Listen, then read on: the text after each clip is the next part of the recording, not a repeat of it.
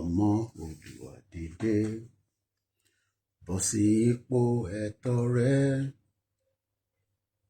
Ìwọ ni ìmọ́lẹ̀ ògo adúláwọ̀. Àwa ọmọ Oòduà dìde, bọ́ sípò ẹ̀tọ́ rẹ. Ìwọ ni ìmọ́lẹ̀ ògo adúláwọ̀. Ọmọ Oòduà dìde, bọ́ sí ipò ẹ̀tọ́ rẹ. Ìwọ ni ìmọ́lẹ̀ ògo adúláwọ̀.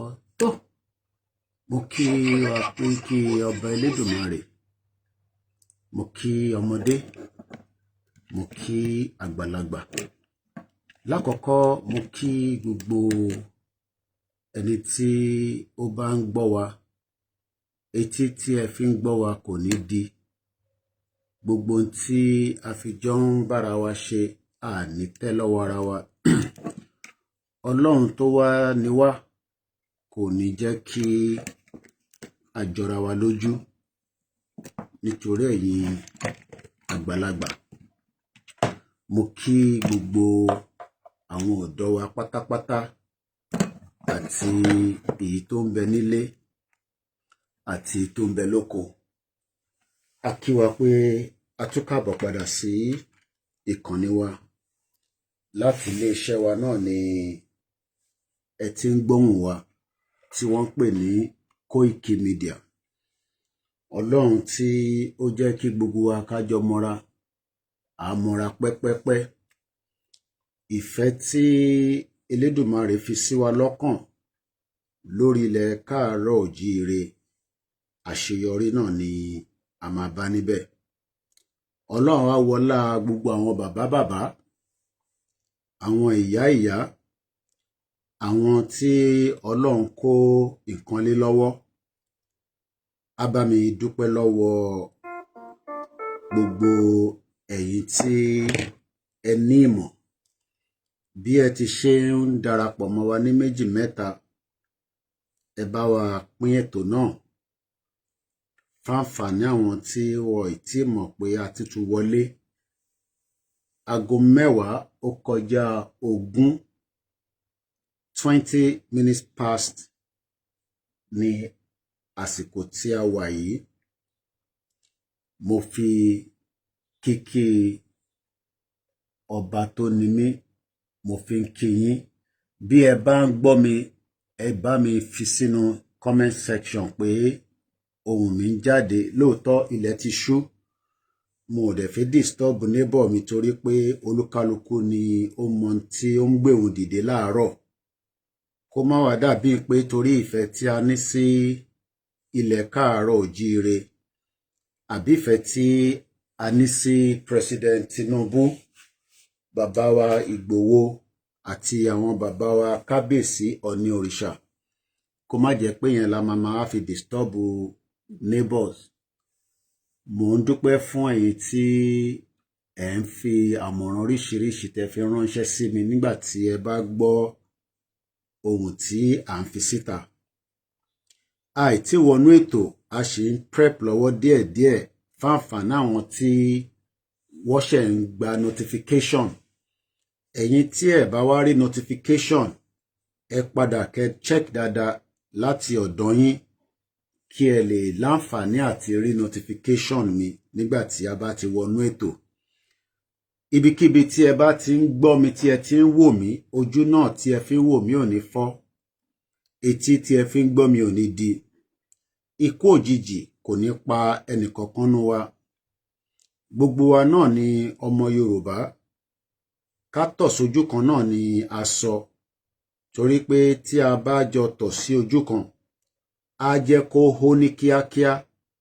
Gbogbo àwọn tí wọ́n ń dú màrúrú mọ́ wa, ọba Elédùmarè á lè bá wa kápá wọn. Bọ̀ nígbà tí a bá ti wà divided, ìyẹn á máa mú setback púpọ̀ wá. Ọlọ́run ní jẹ́ kí a rí setback. Ọ̀rọ̀ ilẹ̀ Yorùbá ó kọjá ọ̀rọ̀ social media nìkan, ọ̀rọ̀ ilẹ̀ Yorùbá ó kan èmi ó kan ìwọ, ibi tí olúkálukú wa bá ti lè gbé náà ni kájọ máa gbé. Wọ́n dẹ̀ bá ní gbégbégbé, má jẹ́ kó gbé Àtíkù sẹ́yìn ilé ẹ̀, má jẹ́ kó gbé Peter Obi sẹ́yìn ilé ẹ̀, má tara pé gbogbo bí nǹkan ṣe ń dùn wá lọ́kàn nípa ilẹ̀ wa tí a fẹ́ kí President Tinubu ṣe lọ́pọ̀lọpọ̀ tí wọ́n ẹ̀ tí dá wa lóhùn tán. Mo share, okay, I think I might be able to do it here. Split broadcast yẹn lọ sí àwọn ibi tó kù. Ó dẹ̀ ṣe pàtàkì kí a ṣe bẹ́ẹ̀ fáǹfààní àwọn tó máa jàǹfààní ẹ̀. So jẹ́ ká cross post ẹ̀. Ẹ má lo fídíò wa, a fún yín ní authorization. Bẹ́ẹ̀ bá lò àwọn tíìmù wa máa flag ẹ̀. A dẹ̀ fẹ́ jẹ́ kó jẹ́ pé láti iléeṣẹ́ wa ni monetization yín máa bá lọ.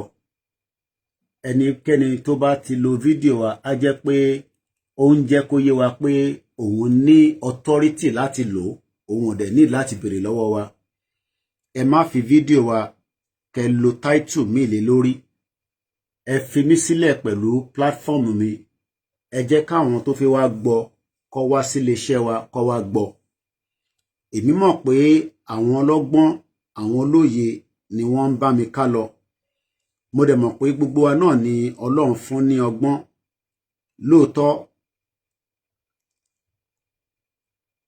èyí táwa ń ṣe lọ́wọ́lọ́wọ́ báyìí, mo kí wa lẹ́ẹ̀kan sí pé a ti wọnú audio section broadcast wa torí gbogbo èèyàn kan ló láǹfààní àti ní data láti gbọ́ mi dáadáa bí mo ṣe fẹ́ kẹ́ máa gbọ́ mi. Ìyẹn ni mo ṣe ń gbìyànjú pé kí ọ̀pọ̀lọpọ̀ náà lè máa jàǹfààní audio yẹn. Ìyẹn náà la ṣe máa ń rìkọ́ọ̀dì audio. So gbogbo ìgbà kí ìgbà tí ẹ̀yin tí Ọlọ́run bá ní kẹ́ máa létí gbọ́, ẹ má fi orúkọ tèmi wò pé arákùnrin tó ń sọ̀rọ̀ yìí kí ló tún fẹ́ sọ àbí kí ló ń sọ tẹ́nìkan ò sọ rí, àbí kí ló ń ṣe, ṣóun nìkan ló máa kọ́kọ́ lọ ìlú òyìnbó ni, àbí báwo ni tí ẹ ṣe jẹ́, ṣóun ni èèyàn tí ẹ máa kọ́kọ́ jáde láyé ni. kọ́lọ́n bá mi foríjì ìyá tó bí mi lọ́mọ, kó bá mi tẹ sáfẹ́fẹ́ rẹ̀, kó má jẹ́ kó fi wá sílẹ̀, ìyẹn gbogbo tó fi sílẹ̀. Mo dúpẹ́ lọ́wọ́ ẹ̀ pé ó tọ́ wa sọ́nà, ó dẹ̀ fi in tó tọ́ sílẹ̀ kó tó jáde láyé. In tó tọ́ tó fi sílẹ̀ náà ni pé ìwà tí a bá ń wù ká máa rántí pé gbogbo wa náà la ṣe máa lọ níjọ́ kan. But àdúrà tá à ń gbà ni pé ká pẹ́ lọ́wọ́ àwọn òbí wa, káwọn òbí wa náà jẹ́ wọn mọ́. So à ń gbọ́ ròyìn tó jáde lálẹ́ pé ẹ̀gbọ́n wa, brother wa Ògògó, kẹ́lẹ̀ bá mọ̀ pé live program lélẹ́yìí, ó dẹ̀ relate mọ́ nǹkan tó ń lọ láyé. Torí ẹlòmíà ní bí audio táwọn ń gbọ́ àbí fídíò táwọn rí bí àyí tí Kóìkì ti ṣe tipẹ́tipẹ́ ni. Èní ni 23rd of August 2026. Èmi wà lára àwọn mídíà tó máa ń dárúkọ date àti time. Torí gbogbo tá à ń ṣe lénìí, another 100 years ó pẹ́ jù, 500 years from now, gbogbo wa báyìí àti kúrò nílé ayé. 500 years. So that means pé tó bá add 500 mọ́ age yín lénìí, èmi àti pé 550. Bóyá àwọn social media ṣì máa wà nígbà yẹn, bí nǹkan mi lọ máa lò nígbà yẹn, but gbogbo ìta ṣe sílẹ̀ àtàwọn tó ti ń ṣe bọ̀, especially àwa tí a láǹfààní àti lè record táwọn èèyàn ń rí wa tó ń gbọ́ wa. Torí gbogbo táwọn bàbá wo lọ́wọ́ ṣe lọ́pọ̀lọpọ̀, àárí ọ̀pọ̀lọpọ̀ àwọn recordings yẹn. A dúpẹ́ fún Professor Banji Akitoye, Adébánjí Akitoye, àtàwọn bẹ́ẹ̀ lọ tó jẹ́ historian. Àwọn ni wọ́n mú àwọn ìròyìn oríṣiríṣi tó ṣẹlẹ̀ nígbà yẹn. But tá bá wo kí ló tẹ̀ ṣẹlẹ̀ kó tó dìgbà tí àwọn bàbá wo lọ́wọ́ náà dàgbà, nígbà táwọn òyìnbó tó wá kó wa lẹ́rú. Gbogbo àwọn dọ́kúmẹ́ǹtì yẹn àtàwọn fídíò tó wà bí black and white ó wà lọ́wọ́ àwọn Britain àbí àwọn British government. but tó bá release irú àwọn fídíò yẹn ṣe mọ̀ kó máa dá wàhálà lẹ̀. Ìyẹn la ṣe ń sọ fún Atiku Abubakar, wò mí dáadáa, Atiku Abubakar, èmi àti ọjọ́ níjà bọ̀ lórí ọ̀rọ̀ bàbá wa President Bola Ahmed Tinubu tó ń béèrè pé kí FBI kó kó àwọn nǹkan tó wà lọ́wọ́ wọn kó kó lé wa lọ́wọ́. Ó gbọ́dọ̀ fún wa láwọn nǹkan tí wọn náà kó dání sọ́wọ́ tó jẹ́ nǹkan Nàìjíríà tó fi ń ṣọlá tó fi ń gbéraga pé wọ́n ní Atiku Abubakar. Mo ń bọ̀ lọ́dọ̀ Atiku torí mo tí kí àwọn ọba wa dáadáa. A dẹ̀ gbọ́dọ̀ kí àwọn ọba àtàwọn ìyá wa ká tó máa sọ̀rọ̀ ìntàfẹ́sọ. Mo kí gbogbo apẹ́ ẹ̀ka alẹ́ o, a kú ìsinmi ẹ̀ní. Mo kí gbogbo àwọn àfáà. Kódà lára àwọn tí mo rò pé mo tẹ́ mọ̀ dáadáa, wọ́n wá fi ohùn padà ránṣẹ́. Kọ́lọ́run bá ń wà pẹ̀lú gbogbo yẹn àfáà dáadáa. Mo ti mọ àfáà náà ti pẹ́ nígbà tí mo wà ní Adéníjì Àdèlé nítorí pé lọ́dọ̀ grandma ni mo gbé kó tó di pé mo tẹ̀síwájú láti wá sílùú òyìnbó ní 1998. Mo ṣetán ní Abẹ́òkúta Grammar School ní 1995. Bọ̀kọ̀mátà in tí ẹni tó kàwé àtẹni tó kàwé a ṣẹ̀wá rí pé gbogbo pé a lọ ń kàwé yẹn ìbápá àwọn bàbá wa àwọn Awólọ́wọ̀ àwọn ọmọ tó ń pè ní education ló ṣe gbé education lé wa lọ́wọ́. But àwọn ẹ̀yà kan wà tí a mọ̀ bóyá wọ́n ní education but nísìn la wá rí pé wọ́n ò lè ní education nítorí pé education mélòó ni Àtíkù ní tó ní kó bá wọn gbé fáìlì jáde ṣé tó bá tẹ̀ gbélé lọ́wọ́ ṣó lè kà ṣó lè mọ translation tó fẹ́ fún t'Amẹ́ríkà bá tẹ̀ gbé fáìlì ọ̀hún tó ní Àtíkù Abubakar ó yá gbà lọ́ọ́ fi ṣe tó bá fẹ́ ṣe. Mo tún wá fi ń dá yín lójú gbogbo èèyàn ọmọ Oòduà, ẹ má jẹ́ kí ọ̀rọ̀ Atiku Abubakar kó dẹ́rù bà wá. Èmi tẹ̀ ń sọ fún wọn Amẹ́ríkà pé kọ́tẹ̀ rìlíìsì fáìlì yẹn President Tinubu náà la ṣì máa dìbò fún. Mo ń bẹ Trump pé kọ́tẹ̀ rìlíìsì fáìlì yẹn. À ń bọ̀sibọ́sí Donald Trump is not stupid man. Donald Trump tí mo pè lórúkọ torí àwọn kan wà Nàìjíríà bẹ́ẹ̀ bá ti pè wọ́n lórúkọ àti rí bẹ́ẹ̀ nínú ìròyìn tó jáde láàrin ọ̀sẹ̀ yìí ó ní kó má pè wọ́n ní Tony Andy Bonner òun náà ni prime minister wa orúkọ là ń là mọ́ lórí ẹni tó ń rúlu UK fún King Charles. Mo kí gbogbo ẹ̀yin elétí gbọ́ mi àtẹ̀yin tẹ́ ń rí mi pẹ̀lú ojú báyìí àtẹni tí ó nífẹ̀ẹ́ wa àtẹni tó nífẹ̀ẹ́ wa ẹ jẹ́ ká tẹ̀ máa wo ọ̀rọ̀ ilẹ̀ Yorùbá tó mú wa nígbàyà. In tó dẹ̀ mú wa nígbàyà náà ni pé aṣíwájú tó ń bẹ níbẹ̀ ẹ má jẹ́ ká fà wálẹ̀, ẹ má jẹ́ ká já sínú kòtò látara pé àwọn ọ̀pọ̀lọpọ̀ nǹkan tó ń ṣe wá tí kò tí ì ṣe fún wa. Ta ni aṣíwájú náà tá à ń sọ yìí? Kódà ó wà nínú Bible, ó dẹ̀ wà nínú Quran, ó dẹ̀ wà nínú àwọn tí wọ́n jẹ́ babaláwo á máa sọ pé ẹni tí Ọlọ́run bá ti gbélé lọ́wọ́ ìwọ má tún wá bí ó ṣe máa jábọ́. Ṣèbí ń tẹ́ ń sọ náà nìyẹn nígbà tẹ́ lọ sí church láàárọ̀ yìí. Ṣèbí ń tẹ́ ń sọ náà nìyẹn tí ẹ bá ti kí wákàtí 5 tí ẹ wá ń fa Allahu Akbar Allahu Akbar la ilaha illallah astaghfirullah. Gbogbo gbàlẹ̀ yìí náà ń pariwo astaghfirullah. Lóòótọ́ aṣíwájú Bọ́lá Ahmed Tinubu ó ṣe gómìnà nílùú Èkó, ó gbìyànjú títí pé k'Èkó má bàjẹ́ níwọ̀nba tó lè ṣe. Ó gbé sílẹ̀, wọ́n gbé fún bàbá wa Fáṣọlá. Fáṣọlá ọ̀mọ̀wé torí ẹ pé Buhari ò tẹ̀ rí Fáṣọlá pé jẹ́ kí ìwọ tẹ̀ jẹ́ni tó máa plan economy fún wa.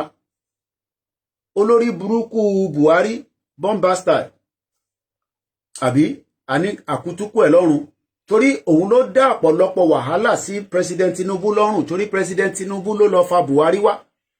But President Tinubu ò mọ̀ pé Buhari máa kó Fúlàní tẹ̀lé òun lẹ́yìn. Wọ́n wá mú Buhari tí ó ti lọ torí Buhari àmọ́ bí a fake gan ni bí original ni. In the history of Nigeria la máa gbọ́ pé èèyàn kan operate nínú Nigeria fake person ni. Mo gbọ́ rí láti ọjọ́ tí mo ti délé ayé.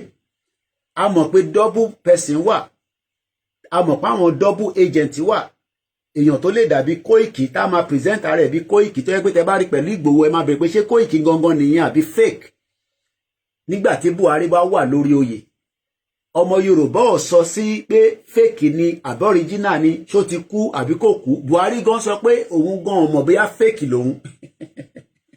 Bó padà kú sí London náà ni. Adúpẹ́ f'Elédùmarè. Nígbà tí President Tinubu tó ṣàánú Buhari tó sunkún sábọ́ torí àwọn north wọ́n náwọn làwọn ní agbára lọ́wọ́. Àwọn north jẹ́ kó yé wa pé àwọn làwọn máa jẹ gàba lé gbogbo àwa lórí. Bọ̀ Buhari ò lè wọlé àfìgbà tí ó lu ọmọ Yorùbá. Ẹgbẹ́ Ọlọ́run tóbi, Allah Akbar. Mo ní President Muhammadu Buhari ó sunkún títí. Nígbà yẹn ni Jagaban wá pé jókòó pé máa bọ̀ ń bí yá kó ẹ ní politics. Ọ̀pọ̀lọpọ̀ èèyàn tẹ́ ń béèrè pé ṣé politics làwa ń ṣe nísìnyí. Mo ní kí ló fi ń rú nílé ayé tó bá ń ṣe politics. Politics tí Britain lò àti ète tó lò òun ni wọ́n fi jẹ́ kí bàbá Awólọ́wọ̀ di the first premier of the Federal Republic of Nigeria. Torí Britain rí ìtàn pè ní ọgbọ́n àti òye tó ń bẹ lórí bàbá Awólọ́wọ̀ tó jẹ́ ọmọ Yorùbá nínú south west of Nigeria tí Britain create ní 1914 amalgamation.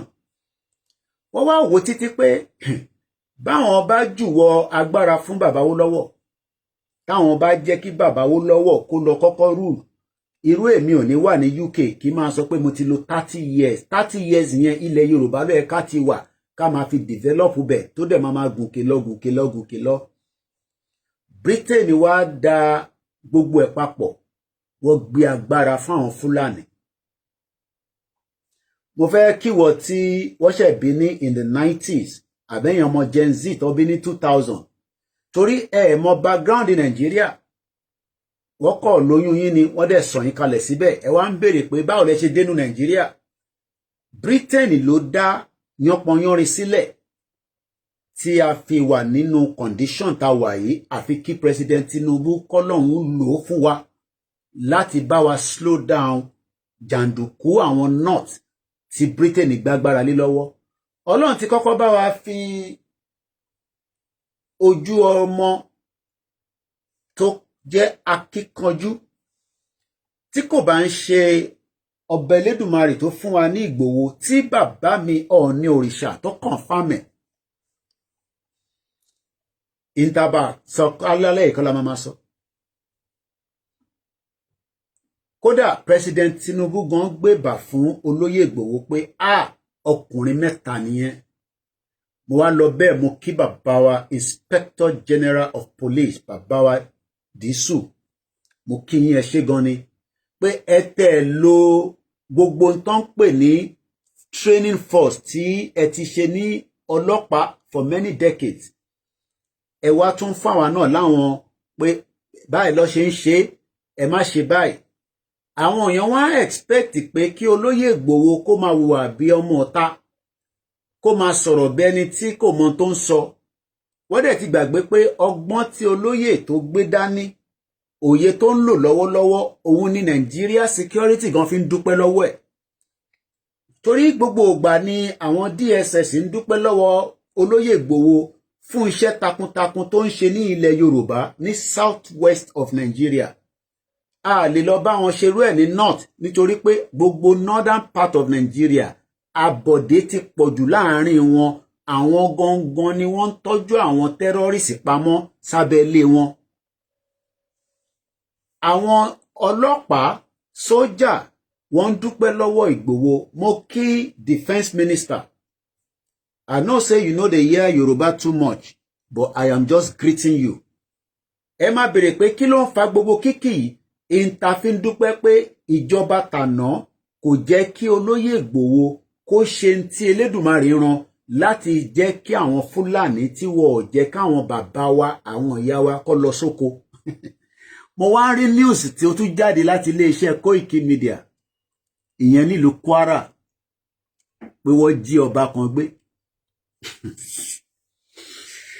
Breaking news. Onígbìsí of Ìgbìsí Ọba Moses Oyinlóye adopted by bandits in Kwara State. Olóyè mo kí ẹ Ìgbòho ṣá.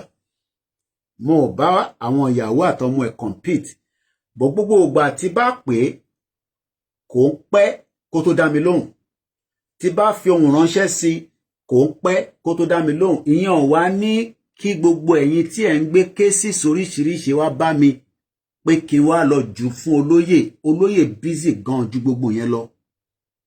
Kò ń ṣe bí ìgbéraga in tí ó wà lọ́wọ́ Ìgbòho nísìn òun ni bá ṣe máa nọ́tọ̀ ìrù ẹkùn tí kò ṣe fi lé ajá lọ́wọ́. Ajá tó bá dánwò yóò fẹ̀jẹ̀ wẹ̀ ni.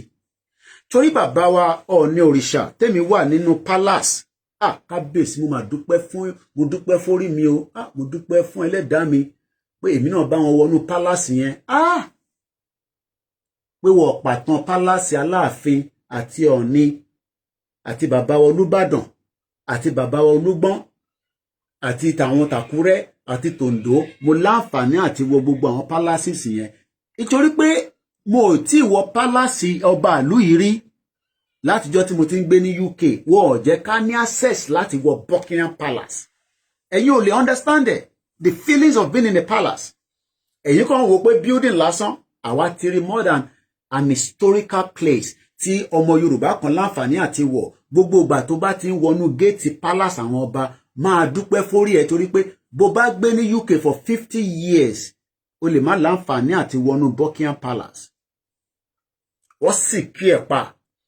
So for the fact pé àwọn ọba wa tẹ̀ open the palaces fún wa ká máa wọlé ká máa jáde ká máa wọlé ká máa jáde ó tó ọpẹ́ fún wa. Ó tún wá yàtọ̀ sí pé àwa kọ̀ọ̀kan Ọlọ́run tún wá fi ẹ̀bùn ìtagbédání àtàríwo tá à ń pa àti pé mọ́nímọ̀yàn. Ìyẹn mo ṣe ń sọ fún kábíyèsí pé bàbá ẹ jọ̀ọ́ ẹ bá mi wá ibì kan tèmi náà máa dé sí nílé Ifẹ̀. Torí mi ti fẹ́ padà sílé ó kù díẹ̀.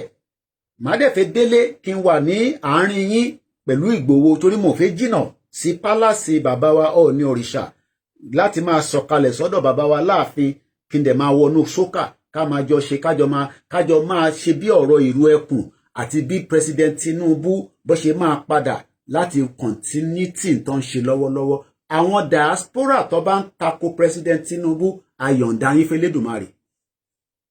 Torí èmi ti sọ fún kábíyèsí pé èmi náà ní fẹnu mi bú ọmọ Yorùbá mọ́, ìyá mi ò tẹ́ fẹ́, but ọmọ Yorùbá tó bá ní orí tán sóhun tó bá bú mi màá ránṣẹ́ sílé ẹ̀ torí ìwọ kọ́ ló rán mi iṣẹ́, ẹ̀yin kọ́ lẹ gbéṣẹ́ lé mi lọ́wọ́. Ohun Elédùmarè ló lu èmi náà gẹ́gẹ́ bí ìkan náà àwọn millions of Yorùbá people tó ń bẹ ní Cuba, tó ń bẹ ní Australia, tó ń bẹ ní New Zealand. Ohun tá dẹ̀ fi ń sọ̀rọ̀ yìí ẹ lè gbà kúrò lẹ́nu mi láṣẹ Èdùmàrè. Torí pé àwòwọ́ ẹbí sí ọmọ Yorùbá àdé ìjókòó sẹ́yìn láti pe orúkọ ọmọ Yorùbá kan pé ẹ bá wa ṣe mọ́ṣẹ́. Ẹ gbọ́ mi dáadáa. Àṣírí pé ó yá o ọmọ Yorùbá yìí tó dà ń pé ilé ló ń yọ mí lẹ́nu. Àwa fa gbogbo yín lẹ́bọ Elédùmarè lọ́wọ́ àtẹni tí ó ń gbèrò ìkà sí wa látara pa dìde fún ìran wa, látara pé Ìgbòho dìde fún ìran ẹ̀, látara pé bàbá Akíntóyè dìde. Kí ni ẹ̀ṣẹ̀ wa? Kí la ṣe? Kí ni ẹ̀ṣẹ̀ ta ṣe pé a fẹ́ kí President Tinubu wọlé? Ẹ kò ń ṣọmọ Yorùbá. Ṣé Fúlàní tí Britain gbé agbára lé lọ́wọ́ ṣọmọ Yorùbá ni wọ́n ni àbí ìwà tó ti wù sí wa ṣó tọ́ ṣó yẹ bí Fúlàní ṣe ṣèwà fún wa fún more than 60 years? Wọ́n pa MKO Abíọ́lá mọ́ wa lọ́wọ́, ṣé kó tún pa Tinubu náà mọ́ wa lọ́wọ́ ni? Ṣé bó ṣe pa MKO Abíọ́lá ṣé bẹ́ẹ̀ náà lọ ti fẹ́ kó pa Tinubu náà ni? Kò ní rí bẹ́ẹ̀ o láṣẹ àwọn tó ní ilé ayé tó lọ́run. Gbogbo ẹnikẹ́ni níbikíbi tẹ́ bá ti ń sà, níbikíbi tẹ́ bá ti ń gbólóńgó ẹ̀, níbikíbi tí ẹ bá ti ń jókòó àlùwà yẹn pé kí ọ̀tá president Tinubu jáde láyé, ẹ̀yin lẹ máa bá lọ. Gbogbo ẹnu mo fi sọ. Torí èmi ò mọ èrè tí ẹ fẹ́ jẹ tíru president Tinubu tó bá ṣubú. Kí ni èrè tá fẹ́ jẹ nínú ẹ̀? So kíró èmi Ọláyọmí Kóìkì, ọmọ Ìjẹ̀bú Òde confam, ọmọ Alhaji Mojidi Kóìkì, kó wá jáde kí wá máa tako president Tinubu. Mo ti dọmọ àlè Yorùbá nìyẹn. Èmi ò dẹ̀ ń ṣọmọ àlè Yorùbá, ọmọ kọ́lẹ̀ Yorùbá ní mí. Mo ní Àtíkù ò lè wọlé, Peter Obi ò ní wọlé, àjọ máa campaign ni, kò ń ṣọ̀rọ̀ afẹ́ rig election. Ẹ̀yin tẹ́ fẹ́ support Àtíkù bí Délé Mọ̀mọ́dù àtàwọn group wọn, ẹ̀yin náà máa campaign, àwa náà máa campaign, bọ́ mo níṣẹ́. Ọ̀rọ̀ Àtíkù ni mo tún gbé wá fún ẹ̀yin ọmọ Yorùbá lálẹ́ yìí. Torí rà ń pé Àtíkù rò pé àwa òmùgọ̀ la wá, ó rò pé ọ̀dẹ̀ ni wá. Mo dẹ̀ sọ fún yín pé in tí ó mú òyìnbó tó fi sá fún bàbá Awólọ́wọ̀, bẹ́ẹ̀ náà ni Àtíkù ṣe máa sá fún wa. Torí pé ọpọlọ tí ó ń bẹ lọ́wọ́ Tinubu lọ́wọ́lọ́wọ́, ẹ̀yin tí ẹ tẹ̀ ń rò pé kò sọpọlọ lórí ẹ̀, ọpọlọ ń bẹ lórí ẹ̀. Ṣé rántí pé bẹ ṣe ń sọ náà fún olóyè náà nìyẹn? Ṣé mọ̀ pé ẹ sọ kàn wá lójú? Ìbẹ́ máa ń send audio sí mi. Ẹni olóyè presentation ẹ̀ ò dá, ó ti sọ̀rọ̀ jù, kò kàwé ló ṣe ń sọ̀rọ̀ bẹ́ẹ̀ yẹn. But nílẹ̀ Yorùbá lénìí, ní gbogbo Nàìjíríà lénìí, olóyè sì ni the most fearful person tí gbogbo àwọn Fúlàní bẹ̀rù. Tó bá dẹ́ni tó bẹ̀rù jù ní gbogbo ilẹ̀ Yorùbá láàárọ̀ yìí, yàtọ̀ sáwọn ọba wa tó mọ̀ pé kúnkún ṣì ń bẹ lọ́wọ́ wọn, ta ló fẹ́ wojú Ọọ̀ni? Ìwọ náà lẹ́ẹ̀kọ̀ọ̀kan tó bá tẹ̀ rí kábíyèsí tó jókòó, ó gbọ́dọ̀ wojú yẹn délẹ̀ tán wá tún máa ṣẹ́jú wálẹ̀ ni. Ọ̀wọ̀ ni kò ṣe irú àwọn ọba ni mò ń sọ o. Ta ló fẹ́ wojú bàbá wa láàfin? Mò ń sọ̀rọ̀ akíkanjú ọmọ Yorùbá níbi tí ta ni wọ́n bẹ̀rù jù. Ká má fi ṣe àfihàn ní gbogbo Nàìjíríà, ta lẹ̀yin rò pé Fúlàní bẹ̀rù jù ní gbogbo ọmọ Yorùbá? Ẹ̀yin náà dáhùn ìbéèrè yẹn. Simple question ni.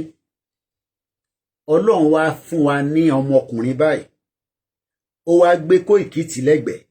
Ó gbé bàbá Akíntóyè tì lẹ́gbẹ̀ẹ́. Ó kó gbogbo ọmọ Yorùbá tì lẹ́gbẹ̀ẹ́. Ẹ wá ní kí gbogbo yẹn ká wá lọ tako Tinubu. Kábíyèsí Elédùmarè. Àtíkù súnmọ́ bíbáyìí. Atiku Abubakar, I don't have any problem with you. But àjọ máa jọ wọ ṣòkòtò kan náà. Atiku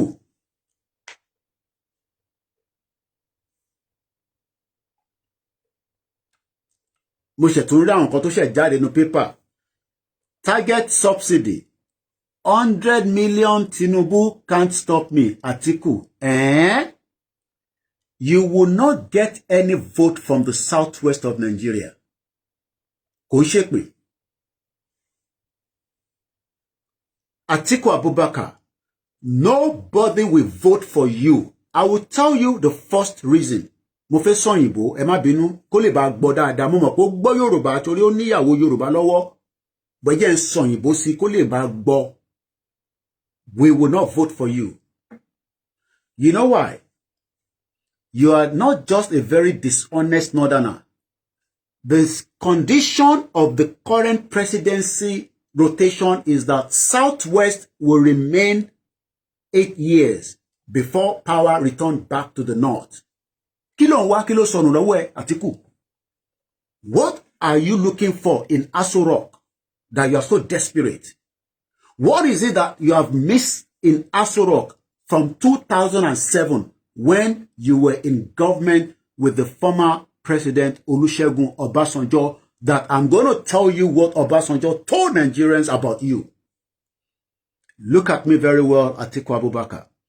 Like I said, politics is a dirty game. We know that. You think you can drag Tinubu, we will drag you as well. We will drag you to the mud. We will make sure that we unravel everything that Yoruba people will not even look at your ballot box or your ballot paper, but they will thumbprint for Tinubu. The whole of Southwest is behind President Bola Ahmed Tinubu.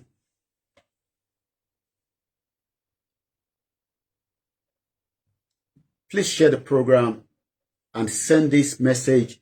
Oh, is Atiku still in PDP? Oh, no, he left PDP. Is it in Labour Party? No. I think Atiku, under what party is Atiku contested? Bí àwọn aláṣẹ́wó ṣe máa ń ṣe nìyẹn, kò síbi tó lè sùn sí tílẹ̀ bá ṣú. Wọ́n bẹ ní Ìkẹjà báyìí nísìn. Ọkùnrin tó bá dé ló máa gbé wọn, ó lè máa gbé wọn lọ Kwara, á gé orí wọn síbẹ̀, á gé pàtì wọn dànù. Tọ́lọ́run bá jẹ́ kó rescue, á tún padà wálé, á tún bá mi lọ. Mo mọ pàtì yẹn, mo fi pa wọn polongo ẹ̀ ní APC làwà. Ó ṣọ̀kẹ̀ ni, kí ló ń ṣọ̀kẹ̀ níbẹ̀? Kí ló ń bọ̀ láyé tílé ọgbà? Wojú mi dáadáa. Kí nìkan tó ń bọ̀ lókè tílẹ̀ yóò gbà? O gbọ́rú ẹ̀rí. Ibo la tó wá já sí, ẹ̀yìn ẹ̀ǹkùlé dádì ẹ̀ ni mo já sí. Yoruba people asking stupid question. Ká fi Àtíkù sílẹ̀. Kó rẹwà mọ́rẹ̀. Ọmọ Fúlàní. Ṣé mọ̀ pé Fúlàní l'Àtíkù? Buhari ṣe tiẹ̀ tán. Lọ́dún mẹ́jọ, ó kó owó Nàìjíríà, ó kó lọ sí Niger. Níbo la mọ̀ tí Àtíkù fẹ́ kówó lọ?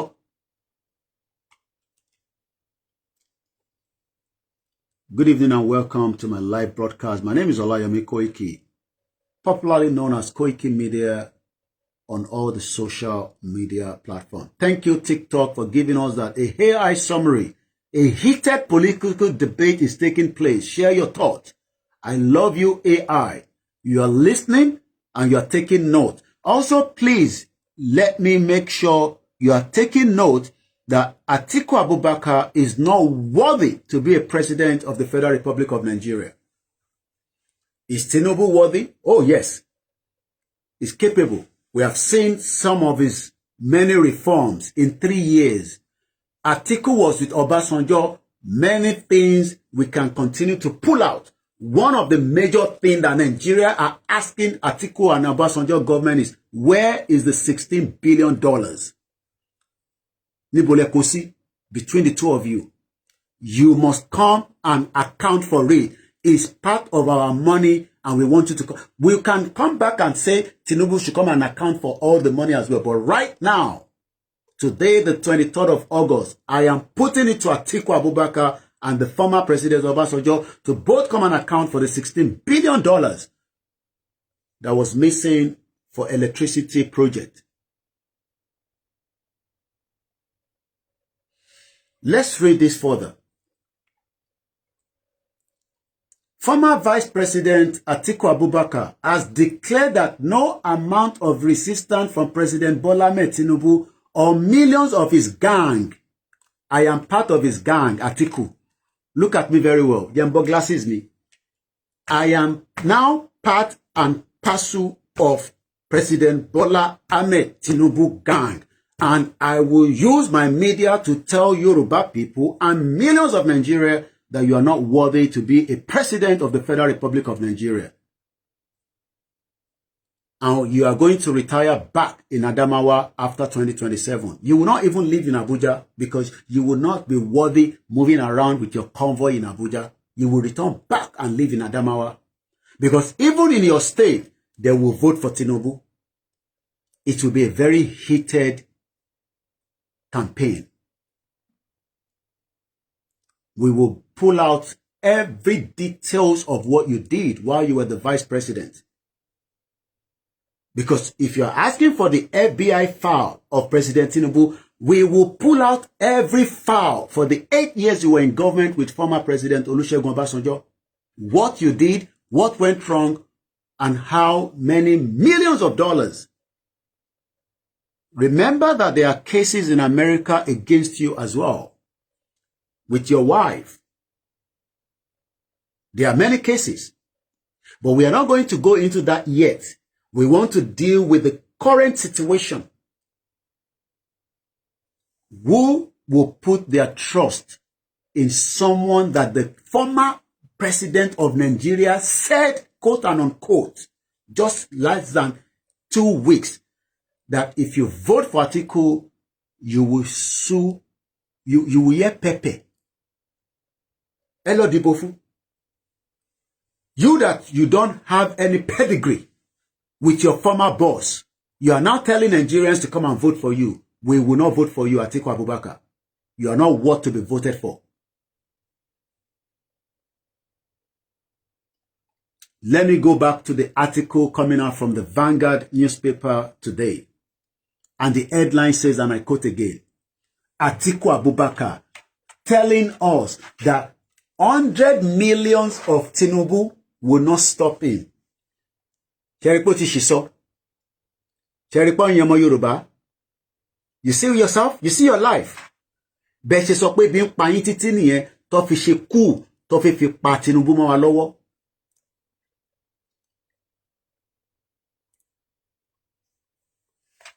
Àbọ̀rọ̀ òye yín nísìn. Bí wọ́n ṣe fẹ́ gba ìjọba lọ́wọ́ Tinubu náà nìyẹn látara pé a sọ pé bí ń pa wá. Atiku Abubakar, you are a loser. Atiku Abubakar, you are a loser. Atiku Abubakar, you are a loser. You are a loser. You are a loser. Atiku Abubakar, you are a loser. Atiku Abubakar, you cannot be president. Atiku Abubakar, you cannot be president. This man, Jagaban, 4 + 4 is 8, is our next president by the grace of Almighty Eledumare. Nigerians will vote for him. Forget about the Nigerians that are saying, oh, we're not going to vote Tinubu. Tinubu is this, Tinubu is that.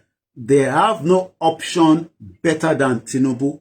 The only option on the table in the climate of Nigeria today is President Bola Ahmed Tinubu. Hate him, like him, is the only candidate that can tackle what Britain and the northern part of Nigeria think they are. Get a coffee, get a tea, or red wine, or Baileys. We don't hate Atiku. No. Yoruba people don't hate anybody. We talk with facts and figures. Let me pull out this video just for you to listen. I want us to listen to this. Yoruba. Money President Tinubu is the only option that can deal with the climate of what we're experiencing in Nigeria today. Atiku, you are not even going to be second in this election. There will only be number 1. There will be no second, there will be no third. And nobody is going to any court because Tinubu will win hands down from the north to the middle belt to the southwest and even the southeast. Let the southeast continue to cry. Their best option is Tinubu. I want us to listen to this. Mumbo. Muki gbogbo ẹ̀yin àgbàlagbà. Gbogbo ẹ̀yin àgbàlagbà wa tí ẹ sọ pé ọ̀rọ̀ yóò tún fẹ́ yé yín mọ́. Pé ṣé ọ̀rọ̀ politics la gbé dání ni? Bẹ́ẹ̀ ni mà, bẹ́ẹ̀ ni sà. Ẹ̀yin àgbàlagbà náà lẹ ní ká má máa pòwe níwájú yín. Wọ́n ní igi gogoro má gún mi lójú, àtòkè la ti ń wò. Ẹ̀yin náà lẹ ní pé kò sí tó ń bọ̀ lókè. Lálá tó bá fò lọ sókè, ilẹ̀ náà ló ń bọ̀. Ẹ tún wá sọ yín ìyá wa, ẹ̀yin bàbá wa, ẹ má ní mo pòwe níwájú yín, mo disrespect yín. Ọmọ ni ṣì máa jẹ́ fún yín. Ẹ̀yin dẹ̀ ni ìyá mi fà mí lé mi lọ́wọ́, ìyá yìí ti lọ nísìn. Nǹkan kan dẹ̀ gbọ́dọ̀ ṣe mí. Ẹ̀yin ìyá tí ẹ ń gbọ́ mi, ẹ má ṣì mí gbọ́. Tí ìyá mi bá wà láyé, in tí mò ń ṣe lọ́wọ́lọ́wọ́ yìí náà ló máa tẹ̀lé mi lẹ́yìn. Ó dẹ̀ ní ọ̀pọ̀lọpọ̀ ọ̀rọ̀ tó sọ. Òkú tó fẹ́ kú, òun rí rẹ̀. Àwa tá wà láyé la mọ̀ pé òkú tó fẹ́ kú. I spent the night and days with my late mother. Nísìn ni mo ṣe understand pé òkú fẹ́ kú ni. So gbogbo ẹ̀yin yá wa, ẹ má ní kò sí any confusion. There is no confusion lórí ọ̀rọ̀ tí àgbéwá bá yín àti tá tí ń bá bọ̀ tẹ́lẹ̀. Mo fẹ́ contradict ẹ, mo fẹ́ ra fìyẹn sílẹ̀.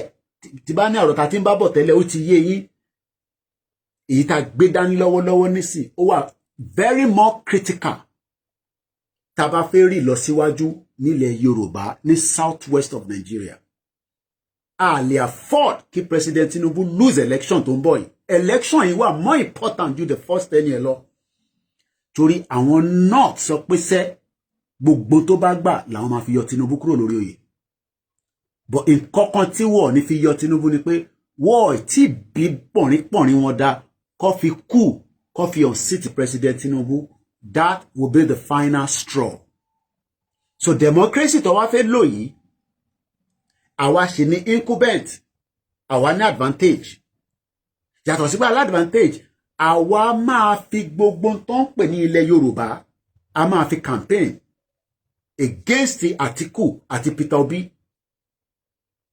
Bí Ṣèyí Mákindé náà bá fẹ́ contest, a lo ilẹ̀ Yorùbá, a fi sọ fún òun náà pé is not worthy to be a president. Ṣèyí Mákindé is not worth it. Àdèmọ game tó fẹ́ play, ó rò pé òun máa lo ìbò tiẹ̀ tó ní ju 1,000 lọ, a fi disorganize Tinubu nínú Ọ̀yọ́ state. Mo ní Ògùn state, Yáyì ni ní Ọ̀yọ́ state. Gbogbo party tí Tinubu bá ti sọ pé ẹni tá yàn léléyìí o ní state yín o as a candidate of the governorship, àwọn náà látún máa tẹ̀ka fún. No other party will enter. Bẹ́ẹ̀ ni, a need gbogbo ẹ̀. Bá ṣe ní the federal, a máa control state. Bàbá wa Délékè, mo kì í sà, ẹ kúṣẹ́ takuntakun, ọmọ Yorùbá tàtà nìyí. In tó ń pè ní ọmọ Yorùbá lẹ́yìn tí ṣe fún wa yẹn. Ẹ ti sọ pé gbogbo ìbò tó ń bẹ ní Ọ̀ṣun state, over 4.5 million, a máa kó lé Tinubu lọ́wọ́. Àbọ̀rọ̀ mòye nísìn, gbogbo ìbò tó ń bẹ ní Ọ̀ṣun state tí àwọn pátì Adeleke tí wọ́n fi wọlé, gbogbo ẹ̀ pátápátá Tinubu ló ní. So no shaking. So even if it's not our party, it's indirectly going to work for us. So ó level ara wọn 254. Atiku Abubakar cannot be trusted. Atiku Abubakar will never be trusted. Atiku Abubakar is a failed politician since the late MK Abiola's time. Ló ti ń campaign. Ìwọ tó gbọ́rí, ó ti gbọ́ lálẹ́. Atiku ti ń campaign látàrí àwọn Abiola ní 1992. Wọ́n ti bí wọn nígbà yẹn, wọ́n ti bí èmi. Èmi wà ní secondary school. Tó ìwọ tó ń wò mí báyìí pé kí l'Atiku wá ṣe fún wa tó yìí, bẹ́ẹ̀ ló ti ń gbọ́ lẹ́nu mi yẹn.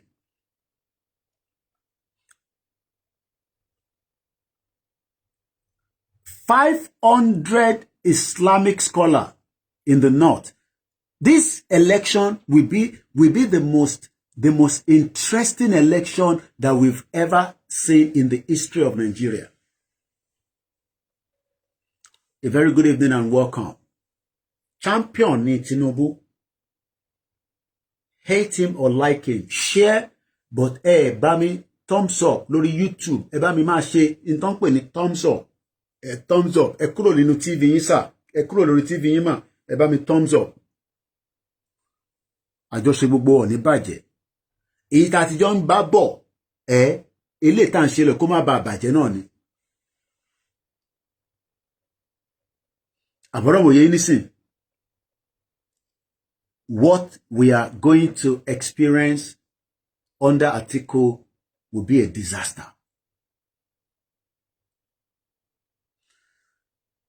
Northerners have now said that they cannot trust Atiku. The Islamic scholars, when I want to trust Atiku, and I want to prove that tonight. Mo kí gbogbo ẹ̀yin tẹ́ ti wọlé, tẹ́ ẹ bá ti kánjú lọ, gbogbo yín ni máa dárúkọ if possible.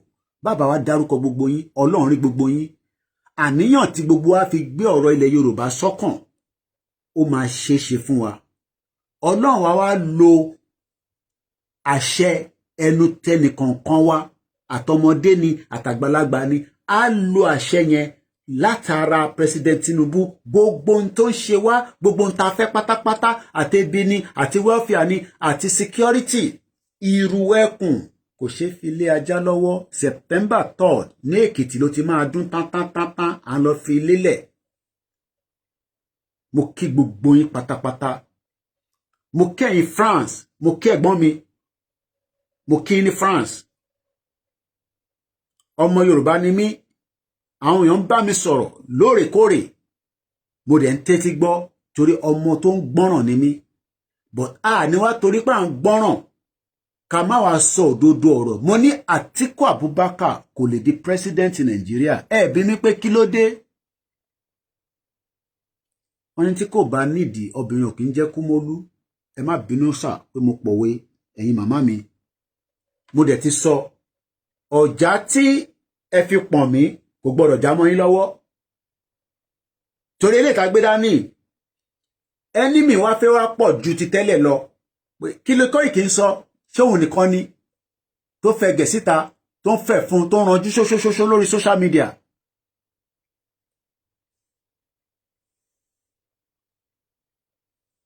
We cannot trust Atiku. I don't have problem with Atiku or his family, but we Yoruba people, we cannot put our trust of government in your hands. Obasanjo said, no. Because Obasanjo said, and I quote, as I mentioned this morning, broadcast, this is my second broadcast today, that if he knew what he knows now, why then do we want to force Atiku on our head? There are 3 candidates. We can't give power to Peter Obi, a man that doesn't know his left and right, a man that swears that he will not leave Ojuku's party. He has already left Ojuku's party. He has forgot about Ojuku. He's now running helter and skelter to say he will run Nigeria for 4 years. Also Nigeria, also the sugar at Ipali. How can Peter Obi tell you Nigeria for 4 years?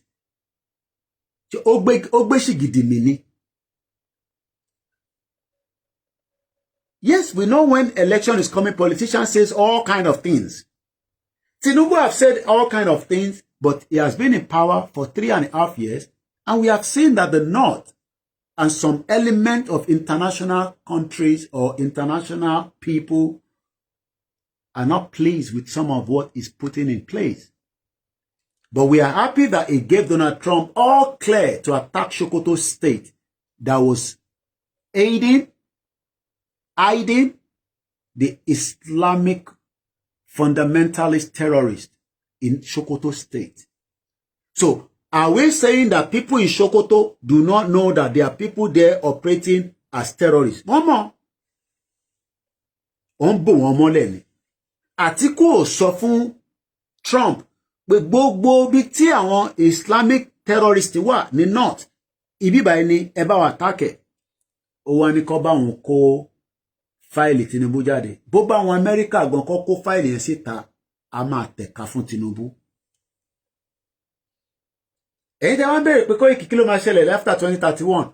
Ìwọ máa tí jẹ́ kíkú wá pa ẹ́. Ẹ jẹ́ ká máa gbàdúrà fún ẹ̀mí gígùn above and more than 2031. Àwa la nílẹ̀ Yorùbá ni. Àwọn tó nílẹ̀ Yorùbá tó gbélé wa lọ́wọ́, wọ́n mọ̀ pé kò ní tú lórí gbogbo wa, kò ní bàjẹ́ lórí gbogbo wa. Gbogbo ẹnikẹ́ni tó wá ń gbìyànjú pé ó máa bàjẹ́ látara pé ẹ fẹ́ gbé Tinubu bọ́ta, irọ́ lẹ pa, àwa ò ní gbà. Bá a ṣe gbà nítàná tí wọ́n gbọ́ wa dáadáa, nítorí in tó mú kábíyèsí hàn ní òrìṣà bàbá, mo dúpẹ́ lọ́wọ́ yín. Kò ń ṣe pé dẹ̀nsẹ̀ gbogbo àwọn bàbá yẹn pátá, gbogbo ta sọ lórí social media kò sí ìtọ́ ọ̀gbọ̀. Bọ̀wọ́ rí wa gẹ́gẹ́ bí àwọn ọmọ wọn tó ń bínú táwọn nǹkan kan ti wọnú ara wọn sí pé nǹkan right. Àwárí ẹni tí ó wà lókè, ẹni kò ń ṣe ọmọ Yorùbá. Ṣé Fúlàní ni Tinubu? Àbí àwọn Fúlàní tó ń jíyàn gbé tí wọ́n ti lọ jí ọba gbé ní Kwara? Àbẹ́ ẹ̀ tí gbọ́ ẹ lọ sórí KOIKIMediaInternationalNews.com ẹ rí bẹ́ẹ̀. Onígbèsè of Ìgbèsè Ọba Moses Oyinlóye adopted by bandit in Kwara. Ṣé bó ṣe jẹ́ kí ó rí nìyẹn? Ànípẹ́ 11:30 the broadcast will come to an end. Let's listen to this, then I come back as we continue to tell you all the reasons in the world why you cannot trust Atiku Abubakar. The North are putting their weight behind Tinubu, and we have the evidence. Bones, okay, my brother. Discussing Nigerian politics. Now, in politics, there is no permanent friend, no permanent enemy, but you have permanent interests, no emotions. It is your strategy that matters.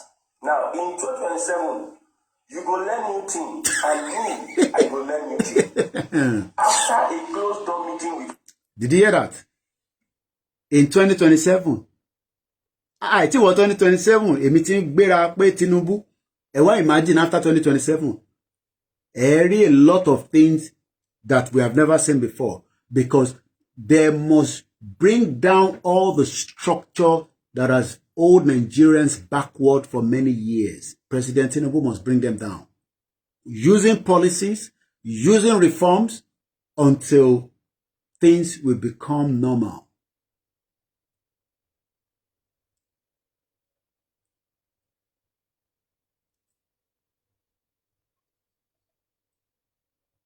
We go learn new things. Me and you. We go learn new things. One of the new things is Iruekun. Now, let's put it this way. Níbo lẹ fẹ́ kí Iruekun wà within the next 1 year. Ṣé mọ̀ pé Iruekun tí pé 6 months, kò tí pé 3 months. Níbo ni ẹ fẹ́ kí Iruekun wà mo kí ní Kwara State. Ọba Elédùmarè á wà pẹ̀lú yín. Gbogbo àwọn tí wọ́n ń jíyàn gbé, ajínigbé. Oshe, AI summary, debating the trustworthiness of Atiku Abubakar. Share your opinion. We can never trust him. But it's good that you're telling my audience to share their opinion. Yes, you're right. AI summary on TikTok. We are debating that Atiku Abubakar is not worthy to be the president of the Federal Republic of Nigeria.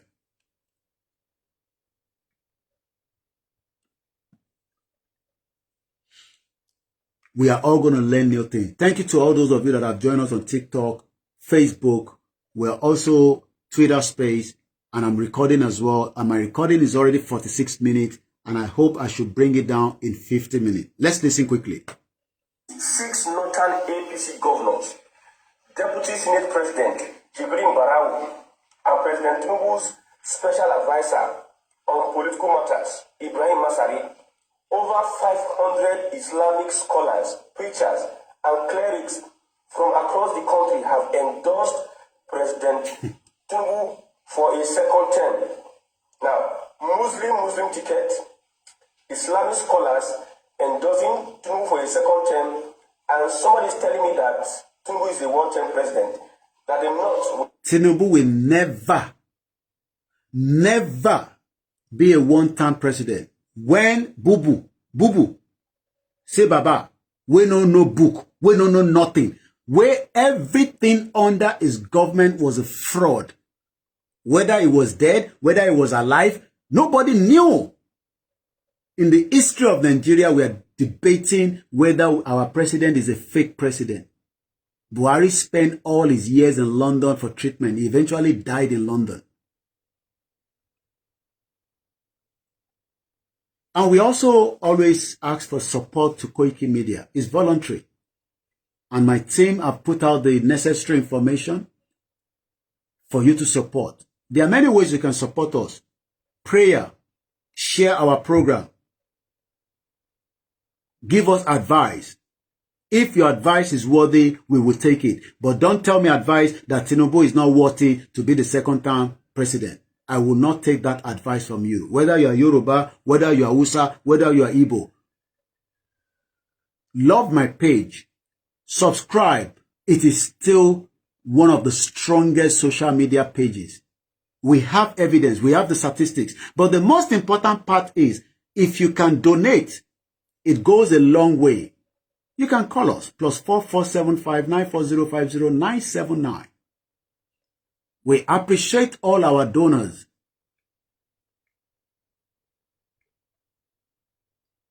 And we are very grateful to each and every one of you in the years that you have supported this platform. Even if you have not done so again in the last 6 months, maybe you can think about it and support.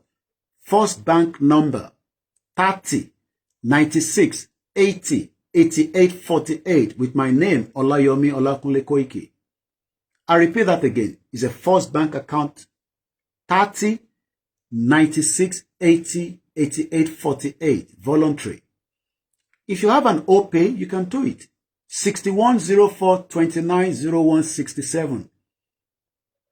6104 290167. OPay, OLAYOMI KOIKI. Or PayPal, musakalam1@yahoo.com.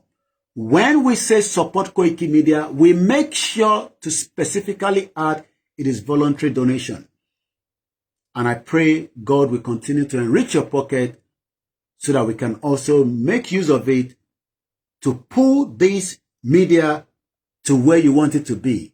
We will use our media to continue to ask for good governance, good welfareism for Nigerians, and we will make sure that we are never going to be biased. And if you say we are biased on Tinubu, so be it. Tinubu 4 + 4 is 8. Do not support and vote for him. Tinubu is busy capturing all the stakeholders in northern Nigeria. Are you listening? And you are seated there in your couch. You are sitting there in America, in Canada, in France, writing articles, using platforms that wants to speak the ills of President Tinubu, while I will use my platform against theirs. Their platform can never be stronger than our own. Whoever that platform is, go and check it very well and come back and tell me that Koiki, you're right. Because we are back to back Lawanche with strong people that are watching. Whether they don't like it, they hate it, they're watching, they're here. Some of them will come back. I did a video 2 days ago, 13,000K view. The one I did this morning, you want me to tell you the total number of people that have watched it? It shows that people are interested in politics. And somebody is telling me, are we doing politics?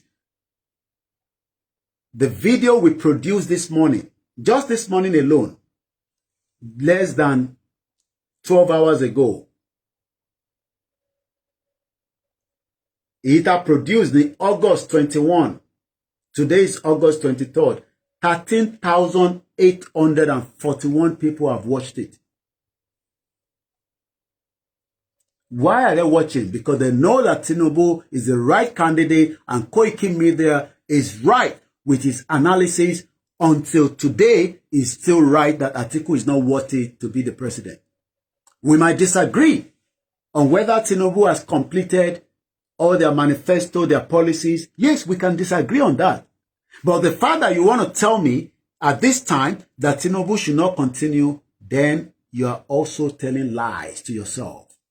So sit down in your house, in your little cocoon, while Tinubu has already strategized how the election will be supported with him. Why are we supporting him? Many questions will be asked. Kí lẹ ń support Tinubu fún? Let's leave the Yoruba aspect of Tinubu being a Yoruba man. We are supporting him because he's the right candidate. And we support our President Tinubu, not because he has released Igboho alone. He's the right candidate that can deal with the problems and the crises that the North created for many years. The video I produced this morning has already been watched by 6,674. Thank you so much to every one of you that are listening. Let's go back and listen more to this, my brother. Your bed saying that Tinubu did not vote against Tinubu. Maybe the governors have one vote. From governors we have 19 governors in northern Nigeria. 19 governors. 18 belongs to Tinubu and the APC. Now, 500 Islamic scholars, top local politicians are now endorsing Tinubu for 2027, despite an article, the ADC, and all other persons that are saying that it's a one-time. You will see what. You see, this one is a program organized for special people.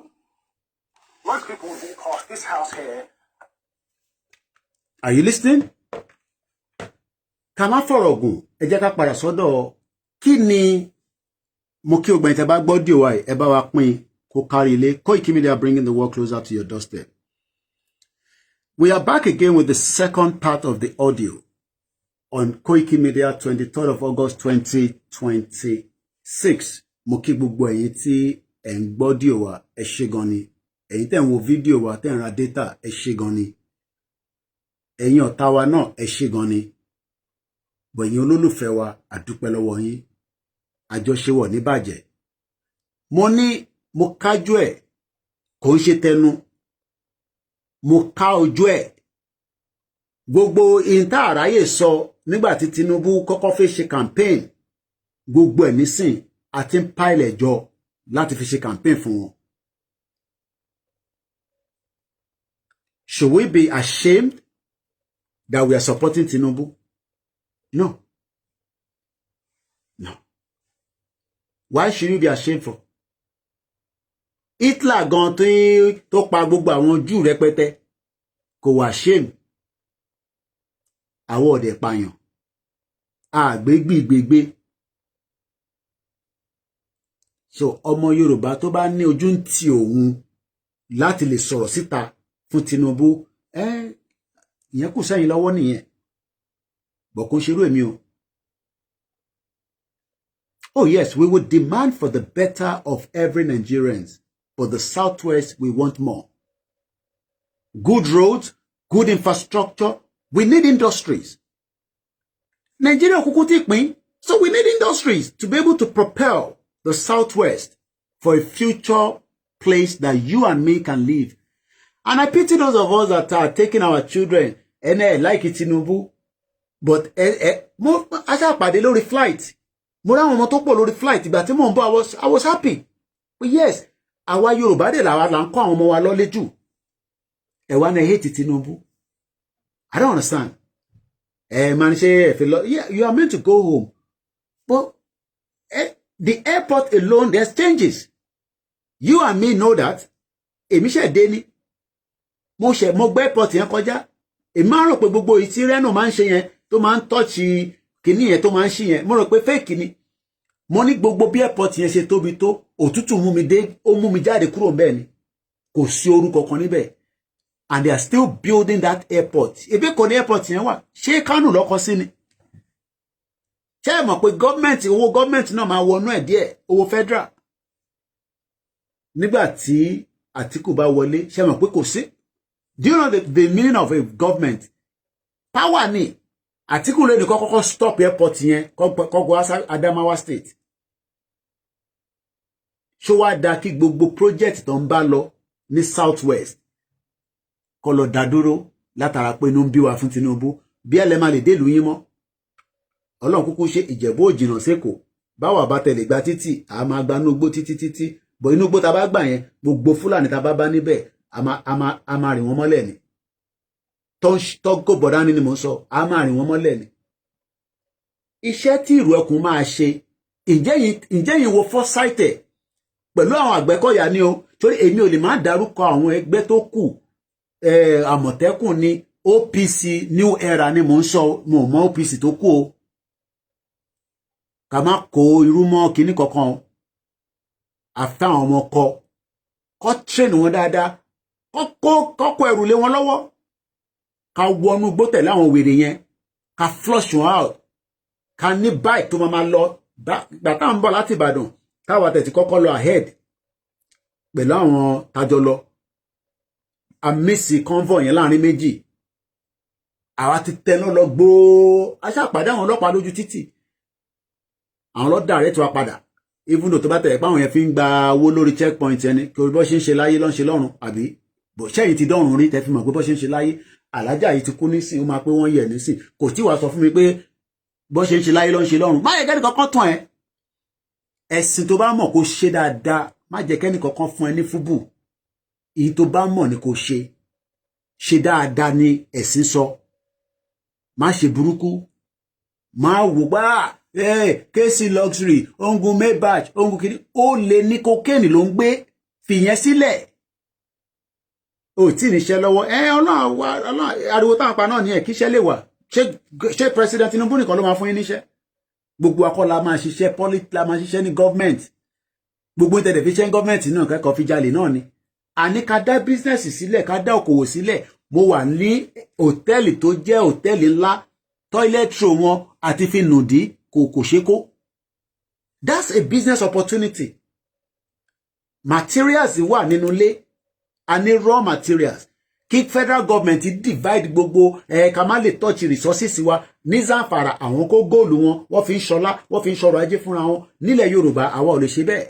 a ní timber a ní rubber a ní gbogbo nǹkan we need more industries we need things to work all the governors must be able to provide us 24 hours electricity excuse me time mi ti fi pé let's leave that brother alone let's come back straight to Atiku to end it again mo padà sọ́dọ̀ Atiku àti Ọbásanjọ́ kí ló fa àjà wọn méjèèjì ṣé wọ́n gbàyàwó ara wọn ni ṣé Atiku gbé owó kan lọ ni àbí Ọbásanjọ́ ló gbé owó kan lọ tí Atiku táwọn méjèèjì wá ń gbára wọn tó ń gbára wọn kí ló ṣẹlẹ̀ what happened between Ọbásanjọ́ and Atiku is it just politics Atiku tackles Ọbásanjọ́ says Arewa made him president Atiku náà sọ̀rọ̀ ṣe mọ̀ pé Ọbásanjọ́ ni mo sọ láàárọ̀ Atiku náà ti fún lóhùn padà àwọn olóńpè lárẹ̀wà gbogbo wọn ni Tinubu ó ti pọ́n egungun wọn kí ló ń járẹ̀wà níwájú aṣíwájú Tinubu.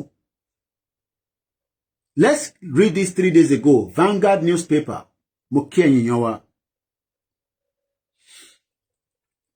Atiku ní Ọbásanjọ́ súnmọ́ bíbá ìwọ bàbá tó ń gbọ́ràn èmi kọ́ mo sọ o kẹ má kóòtù mi o òun lélẹ̀ bó bá dẹ̀ ṣe ohun journalist ló ṣe lè translate ọ̀rọ̀ tó bá sọ ó ní Ọbásanjọ́ súnmọ́ bí bàbá yìí yàbẹ̀ sọ̀rọ̀ kí ló gbé tó ń dúnú mọ̀rọ̀mọ̀ ẹ ìwọ ló ń jáde ló ń sọ pé káwọn èèyàn máa dìbò fún mi who the hell are you Ọbásanjọ́ Atiku ló ń sọ bẹ́ẹ̀ o Atiku tó bá nìkan tako èèyàn tako mi pé ó lè gba ní blow bọ́ torí pé wọ́n ríra wọn so tako yẹn èmi lè bá wọn analyze ẹ̀ lọ́rọ̀ tó pọ̀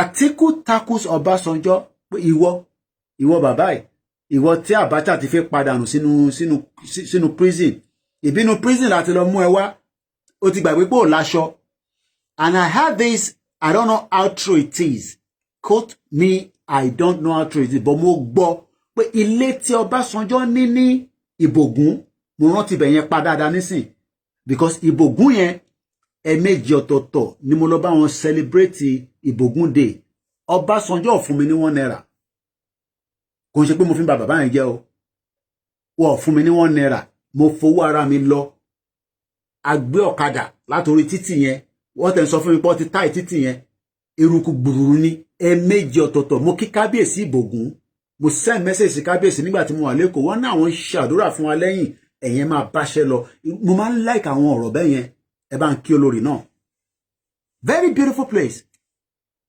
wọ́n ní ilé tí Ọbásanjọ́ ní Ìbògún pé Àtíkù ló kọ́lé yẹn bí àyìnlá Àtíkù ṣe ń sọ pé ẹ̀yin ọmọ Yorùbá ṣe ń gbọ́ sí bàbá yìí lẹ́nu ni ẹ̀yin sì ń gbọ́ sí lẹ́nu àwárẹ̀ wa la fi jẹ president Àtíkù ò lè jáde nísìn gbogbo wọn lè jáde nísìn kọ́ sọ pé àwọn làwọn gbé Tinubu wọlé ṣètìrí ìyàtọ̀ ṣẹ̀mọ̀ pé Àtíkù ní àwọn làwọn gbé Tinubu wọlé làwọn gbé Ọbásanjọ́ wọlé Tinubu ló gbé Buhari wọlé without Tinubu Buhari will never have been the president do you agree with me on that yes or no without President Bola Ahmed Tinubu wọ́n wá gbé Buhari wọlé tán wọ́n wá yọ Tinubu ní setting bàbá yẹn wá ní ẹ lọ gbọ́ Dr. Charles Omole lọ́dọ̀ Edmond Obilo mo fi play video yẹn ni ẹ lọ gbọ́ Dr. Charles Omole sọ pé àwọn Fantua àwọn Kaba àwọn ló sọ fún Emefiele kó lọ contest fún president ṣé mọ̀ pé normally ó jẹ́ kó yọ Emefiele when Buhari came to power àwọn ló sọ fún Emefiele pé kó continue as the CBN governor because Emefiele tenure was expired already. But apparently they kept him there so that Ali wa change the color owó so that gbogbo politics is politics. Tẹ́ bá ní wọ́n ha owó wọ́n ha náà nìyẹn. Ṣé bí tán fún ní 4 years nìyẹn. Ṣé mi ni mo ṣe ń fún yín mo ṣe máa sọ ẹ́ fún yín ni pé bread tẹ́ ń gbà yẹn ìyẹn kọ́ ló wọ́tẹ̀. But àwa ń wo the long term kò ń sọ̀rọ̀ bread APC tó ń fún yín làwa ń rò nísìn àwa ń wo the future plan ahead kó tó di pé President Tinubu máa exit. So ìwọ tó bá fẹ́ gba 20,000 lọ́wọ́ wọn kó gbà tó bá fẹ́ gba 100,000 in tó bá wọ́ tiẹ̀ ni kó gbà lọ́wọ́ wọn problem tiẹ̀ nìyẹn is not my problem.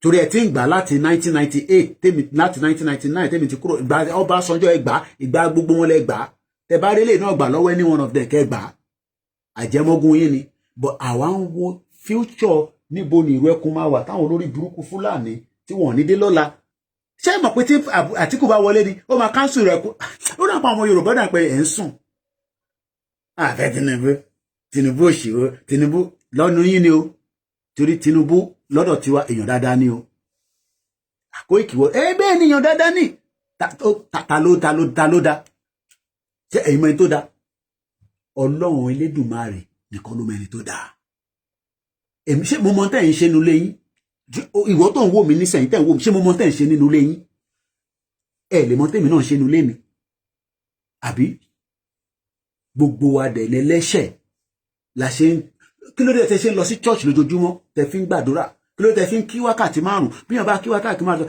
astagafurullah astagafurullah la ilaha illallah la ilaha illallah Allahu akbar oníṣẹ̀ṣe náà gbé ọ̀pẹ̀lẹ̀ kalẹ̀ eru oya àti kò sẹ́ni tó ṣẹlẹ́ṣẹ̀ ẹ máa gbé gbogbo ṣẹ́rí ta bá ti ń sọ yẹn tẹ́lẹ̀ kò mín pé kò sẹ́ni tó bá Elédùmarè ò lè foríjì ẹ̀yin lọ́lọ́run ni àwa kọ́ lọ́lọ́run náà Ọlọ́run náà ń gbé síbẹ̀ àwa fẹ́ fà wálẹ̀ lọ fà wálẹ̀ tẹ́ bá tó bẹ́ẹ̀ ẹ já tètè dáhùn sátìkù bí kò ti lọ mo fẹ́ lọ fẹ̀gbẹ́ lélẹ̀ Àtíkù gbà sí fún Ọbásanjọ́ padà pé ìwọ bàbá ẹ̀ kí ló mean by that ẹ já gbọ́n tọ́jọ́ sọ.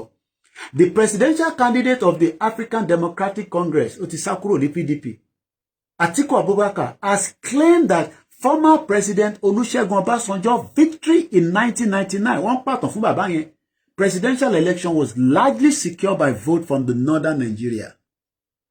According to Tribune, Atiku made the assertion while speaking with journalists on Wednesday as long as the long-running disagreement between him and his former boss over their time in office resurfaced.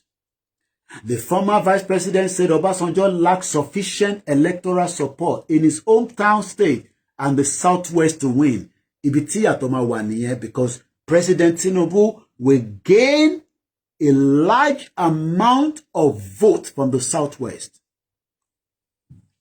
This is not look, àwọn tó vote Peter Obi tó jọmọ Yorùbá, wọ́n ti rí pé fraud ni obedient yẹn, wọ́n ti rí pé bá fraud burúkú ni. So they are not going to vote Peter Obi again this time around. Nobody is going to vote Peter Obi in the southwest. Gbogbo wa máa tẹ̀ka fún ẹni tó bá tí wàá gba PVC by now ẹ̀yẹn má worry ìbá wa ta ti ní PVC tó ti calculate yẹn ní family tèmi o gbogbo wọn ló ti lọ gba PVC wọn torí àwọ̀ kì í ṣe ọ̀dàlẹ̀ ọmọ Yorùbá nínú ilé tiwa a dẹ̀ máa tẹ̀ka a máa campaign a dẹ̀ máa dìbò Tinubu dẹ̀ máa wọlé 4+4. So Atiku Abubakar ìwọ ló ní show ta lẹ́yìn má bínú èmi ò mọ̀ tí wà tí Ọbásanjọ́ tẹjọ bàbá tẹjọ pò papọ̀ but something is fishy between the two of you that Nigeria needs to know.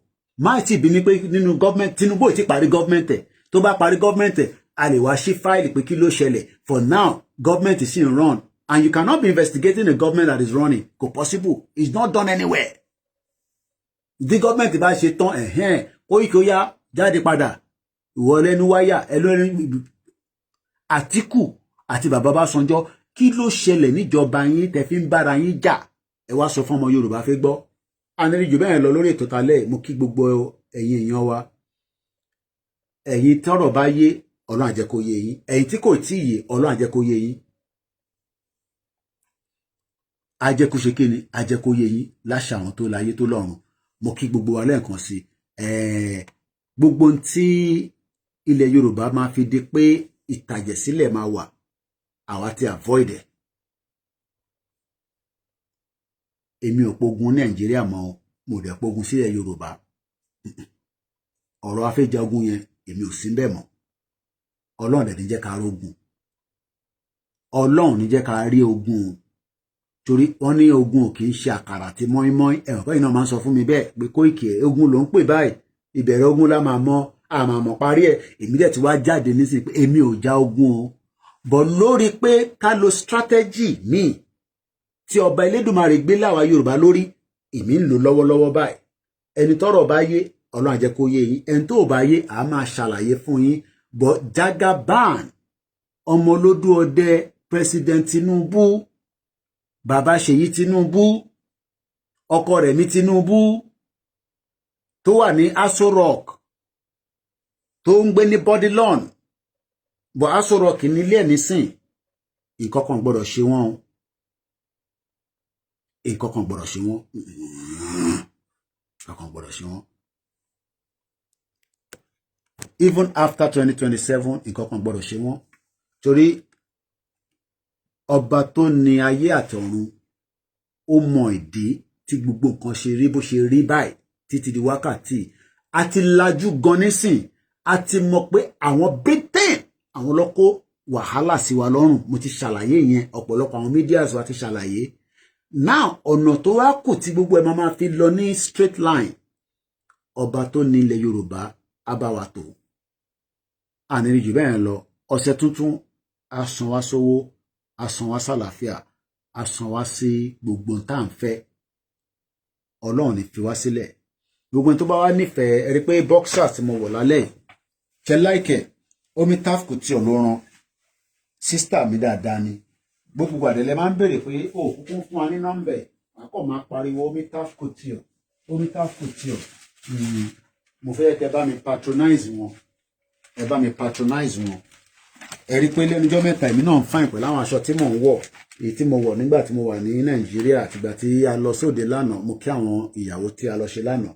Omi tafku tí ò yẹn àwọn wà ní block B1 suite 6FF Raufu Arẹ́gbẹ́ṣọlá shopping mall Pákó bus stop Ìpájà Ayọ̀bọ Lagos State 081 385 28588. Má pè lẹ́ẹ̀kan sí 081 385 28588. Tẹ́ bá lọ sórí Instagram wọn ẹ rí ọ̀pọ̀lọpọ̀ iṣẹ́ tó ti ṣe síbẹ̀. Wọ́n rán tọmọdé, wọ́n rán tọkùnrin, wọ́n rán tọbìnrin, wọ́n rán tàgbàlagbà, wọ́n rán tarúgbó. Gbogbo bíkíbi tí ẹ ti fẹ́ ṣe àṣeyẹ ṣé mo gbà àṣeyẹ gbogbo tẹ́ fẹ́ ṣe yẹn ó yé yín. Ẹ lọ síbẹ̀ ẹ̀yin fún wọn ní style tẹ́yin fẹ́ káwọn náà bá yín jọ wò ó kódà bẹ́ẹ̀ bá wà lẹ́bi tí ibi tẹ́ bá wà tó bá ti rí yín bá ok size yín lélẹ̀ ẹ kàn lè fún wọn ní bust chest mo dẹ̀ rí pé àwọn sisters wa máa ń like kí gbogbo ẹ̀ kó jáde dáadáa. Ó máa fit yín tó bá wọn fún yín tán. Mo ṣeré o ẹ lọ síbẹ̀ kẹ́ lọ wo tó ti rán fáwọn tó wà l'Amẹ́ríkà àtàwọn táwà lẹ́kọ̀ọ́ náà ọmọ Èkó làwa ọmọ Ìjẹ̀bú dẹ̀ ni wá. Ẹ lè kàn sí wọn náà lórí email omitafcouture@gmail.com. We sew for all age and gender. A dẹ̀ ṣe ń ta hangers, a dẹ̀ ṣe láwọn railings, àwa náwọn aṣọ tí ó dé. Gbà tí mo lọ́lé mo ráyè dé ṣọ́ọ̀pù Omitaf torí ẹ rí pé back to back ni bá ṣe ń wọ Ìbàdàn là ń wọ Ògbómọ̀ṣọ́ là ń wọ gbogbo ẹ̀ so kò jẹ́ kí n ráyè dé store bọ̀ láṣẹ Èdùmàrè tí bá padà wálé a máa débẹ̀. Ìwọ náà náwó sókè pé in tó da nílẹ̀ Yorùbá èmi náà máa bá wọn rí ṣe. Gbogbo ẹni tí wọ́n wà lábroad náà in tó da tó ń ṣe níbẹ̀ àjọ máa bá wọn ṣe. But àwa o lágbára àwọn tó láyé tó lọ́run President Tinubu will continue and we can never trust Atiku. Oran ala máa sun. God bless the Federal Republic of Nigeria. Torí Tinubu ló wà níbẹ̀. God bless ẹ. Ṣé tá bá ṣépè fún nísìn èpè yẹn kó má lọ ran Tinubu. Ká kàn sọ pé God bless. But ní ilẹ̀ Yorùbá ọba tó ní ilẹ̀ Yorùbá kò ní jẹ́ kó dàrú kò ní bàjẹ́ mọ́ gbogbo àwọn ọba wa lọ́wọ́. Torí àwa náà la mọ Yorùbá tó ń bẹ níbẹ̀. Ṣé wá rí gbogbo àwọn àjòjì tó ń bá wa gbé tó ń takò wá ẹja fà wọ́n l'Elédùmarè lọ́wọ́. Wọ́n mú mi wá wọ́n ń ṣe business nílẹ̀ wa torí pàgbọ́ àjọ wa Nàìjíríà wàá tún máa sọ̀rọ̀ òdì sí wa ẹ jẹ́ ká fáwọn lọ́lọ́run lọ́wọ́ ẹ jẹ́ ká filẹ̀ bẹ́ẹ̀ but tó bá parí election bí kan ní wọ́n bá dá wàhálà sílẹ̀ láàrin Èkó láàrin Oǹdó láàrin kinní kan àwọn governors wa mọ tó yẹ kó ṣe a máa fi ọwọ́ òfin a máa fi ti iléeṣẹ́ wọn a dẹ̀ máa make sure pé wọ̀wọ́ ilẹ̀ Yorùbá mọ́ lẹ́niwẹ̀ láṣẹ Èdùmàrè ó rán yẹn lá máa sùn have a blessed week àwọn staff mi á continue iṣẹ́ láàrin ọ̀sẹ̀ àwa tó máa busy díẹ̀ ó tún ṣeéṣe bóyá ó tún di weekend tọ́lọ̀ bá dẹ̀ ní ayékáyè wà àtúrí wa náà mo kí olóyè mo kí bàbá Akíntóyè mo kí gbogbo ẹ̀yin sisters ẹ̀yin mọ́mì wa gbogbo yín pátápátá ni mò ń kí láìfẹ́ nìkankan sílẹ̀ mo kí multi-faith mo kí Ẹmọ̀lá mo kí gbogbo yín o mo kí Azeez Gbadéṣeré mo rẹ̀ kí gbogbo yín tí ẹ gbọ́ wa náà etí ìgbọ́ ó tún di ìgbà tá a bá tún ríra o láṣẹ Èdùmàrè ó ràn án lá máa sùn Koiki Media bringing the world closer to your doorstep good night.